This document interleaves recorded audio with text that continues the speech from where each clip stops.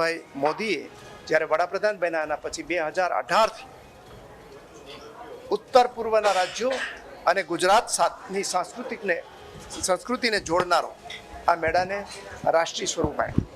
એનું કારણ એ છે કે રૂક્ષ્મણીજીનો પિયર છે એ ઉત્તર પૂર્વના રાજ્યોમાં હતું અને ત્યાં એમના પરિવારજનો છે રૂક્ષ્મણીજીના, એ શિષપાલ સાથે રૂક્ષ્મણીજીના વિવાહ કરવા માંગતા હતા. પરંતુ રૂક્ષ્મણીજીની ઈચ્છા અને એનું સમર્પણ ભાવ ભગવાન શ્રી કૃષ્ણ પ્રત્યે હતો. એટલે ભગવાન શ્રી કૃષ્ણને સંદેશો મોકલાયો અને ભગવાન શ્રી કૃષ્ણએ રૂક્ષ્મણીજીની ઈચ્છાથી એમનું હરણ કરીને અહીંયા માધવપુરની અંદર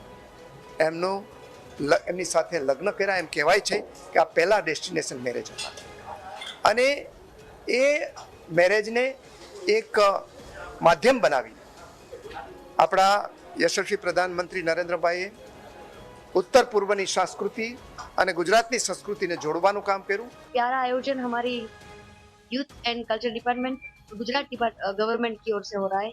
जहाँ भी यात्रा स्थल है हर जगह पे बड़े बड़े आयोजन हो रहे हैं. तो ये आज का जो माधवपुर बीच का ये जो महोत्सव है, माधवपुर का मेला बोलते हैं, तो यहाँ के लोग बहुत प्यार करते हैं. तो आज बहुत अच्छा लगा और मैं भगवान कृष्ण को बहुत मानती हूँ और आज का ये ऐसा महोत्सव है कि जहाँ पूरी रात हमें कृष्ण के ही भजन गाने हैं. तो आज का आयोजन बहुत अच्छा.